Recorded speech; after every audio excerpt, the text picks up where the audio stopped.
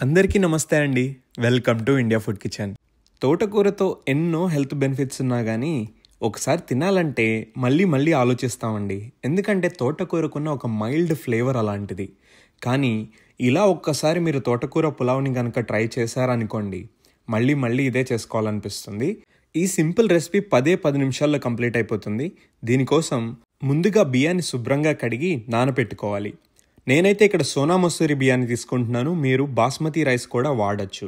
సోనా మసూరికి అయితే 1 కప్పు బియ్యానికి 2 కప్పులు వాటర్ పడుతుంది. అదే మీరు బాస్మతి రైస్ కనుక వాడినట్లయితే 1 కప్పు బియ్యానికి 1.3 కప్పు వాటర్ పడుతుంది.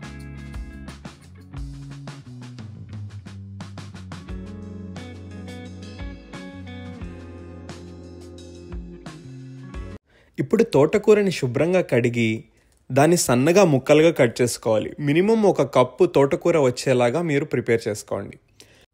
ఇదే పులావ్లో మరి కొన్ని వెజిటబుల్స్ వేసుకుంటే చాలా బాగుంటుంది. దానికోసం నేను బీన్స్, క్యారెట్, ఆలు తీసుకున్నాను. మీకు నచ్చిన వెజిటబుల్స్ వాడుకోవచ్చు. తర్వాత పులావ్ మసాలాలోకి 1/2 కప్పు పచ్చి కొబ్బరి తురుము, 1/2 కప్పు కొత్తిమీర, 1/2 కప్పు పుదీనా, 4 నుంచి 5 పచ్చిమిరపకాయలు, 1 ఇంచు అల్లం ముక్కను తీసుకోవాలి.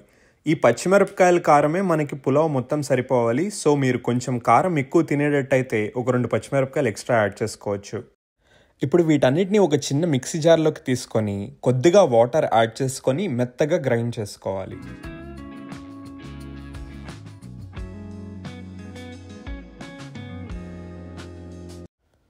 ఇప్పుడు 2 గ్లాసులు బియ్యం ఉడకడానికి అడుగు మందంగా ఉన్న ఒక పాత్రను తీసుకొని దాంట్లో ముందు కొద్దిగా ఆయిల్ వేసుకొని 2-3 యాలకులు, 1 రెబ్బ జావిత్రి, 3-4 లవంగాలు, 1 దాల్చిన చెక్క, తర్వాత బిర్యానీ ఆకు, 1 స్పూన్ షాజీరా యాడ్ చేసుకొని దీన్ని స్లోగా ఫ్రై చేసుకోవాలి.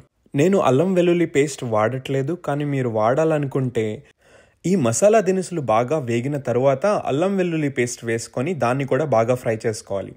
ఆ తర్వాత మీరు ముందుగా కట్ చేసి పెట్టుకున్న వెజిటేబుల్స్ అన్నీ యాడ్ చేసుకొని సాటే చేసుకోవాలి.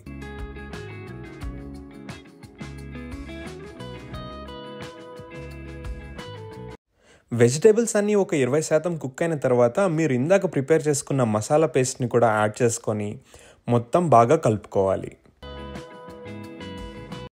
ఇప్పుడు రుచికి తగినంత ఉప్పు, పసుపు వేసుకొని మీడియం ఫ్లేమ్లో ఈ వెజిటేబుల్స్ అన్నీ కుక్ అవుతున్నప్పుడు మీరు ఇందాక కట్ చేసి పెట్టుకున్న తోటకూరని కూడా దీంట్లో యాడ్ చేసుకోండి.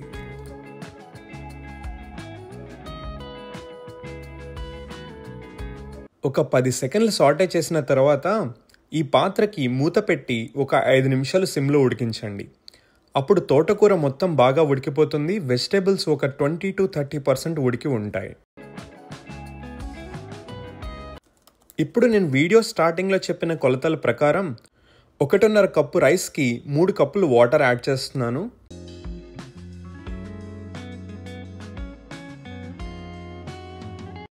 ఇలా వాటర్ యాడ్ చేసిన తర్వాత మీరు స్పూన్తో బాగా స్టిర్ చేసుకొని ఒకసారి మీరు దీన్ని టేస్ట్ చూసుకొని ఉప్పు తక్కువైతే యాడ్ చేసుకోవచ్చు. ఇలా ఈ వాటర్ మరుగుతున్నప్పుడు ఒక చెక్క నిమ్మకాయ రసం తీసుకొని దాంట్లో యాడ్ చేసుకోండి. ఇప్పుడు వేసే ఈ నిమ్మరసం పులావ్కి ఒక మంచి టేస్ట్ తీసుకొస్తుందండి. ఇంకొకసారి బాగా కలుపుకొని మూత పెట్టి దీన్ని బాగా ఉడకనివ్వాలి.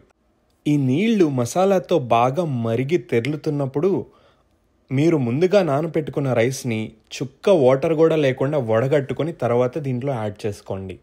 ముందుగా నానబెట్టిన వాటర్ ఎసర్లో పడితే బియ్యం చితికిపోతుందని గుర్తుంచుకోండి. ఇప్పుడు గ్యాస్ మీడియం ఫ్లేమ్లో ఉంచి మూత పెట్టకుండా 5 నిమిషాలు దీన్ని ఇలాగే ఉడికించుకోవాలి.